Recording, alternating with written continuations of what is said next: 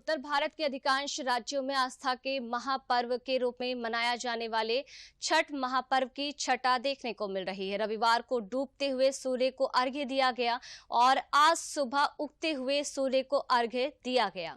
भगवान सूर्य की उपासना के लिए इस पर्व को लेकर देश भर में हर्षोल्लास देखा गया है।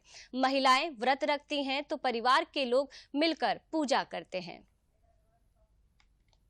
के पात पर उगेलन सूरज मल झांके झुके से करलू छठ बरतिया से झांके झुके। लोक आस्था का महापर्व छठ बिहार समेत देश के कई राज्यों में श्रद्धा भक्ति से मनाया जा रहा है।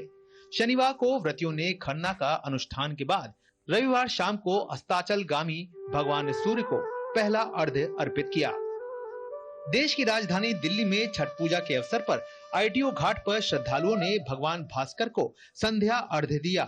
वहीं बिहार के पटना के दीघा घाट और कॉलेज घाट पर छठ महापर्व के अवसर पर बड़ी संख्या में श्रद्धालुओं ने अस्ताचलगामी भगवान सूर्य को अर्घ्य अर्पित किया। यहाँ व्रतियों की सुविधा और सुरक्षा के व्यापक इंतजाम किए गए हैं।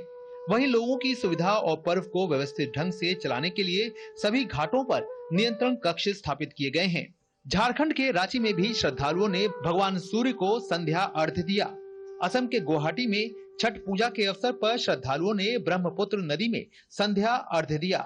तो वहीं पश्चिम बंगाल के सिलीगुड़ी में छठ पूजा के अवसर पर लोगों ने लाल मोहन मलिक निरंजन घाट पर संध्या अर्घ्य दिया। लखनऊ में भी बड़ी संख्या में श्रद्धालुओं ने छठ पूजा के अवसर पर गोमती घाट पर पवित्र डुबकी लगाई और भगवान भास्कर को अर्घ्य अर्पित किया। राष्ट्रपति द्रौपदी मुर्मू ने देशवासियों को छठ पूजा की शुभकामनाएं दी हैं। राष्ट्रपति ने एक्स पर कहा कि छठ पूजा के पावन पर्व पर मैं सभी देशवासियों को हार्दिक बधाई देती हूं। छठ पूजा सूर्य देव की आराधना करने के साथ ही जल स्रोतों की पूजा करने का अवसर भी है। प्रकृति से जुड़ा ये पर्व हमें पर्यावरण संरक्षण को बढ़ावा देने के लिए प्रेरित करता है। आइए इस शुभ अवसर पर हम विकास और पर्यावरण का संतुलन बनाकर आगे बढ़ने का संकल्प लें।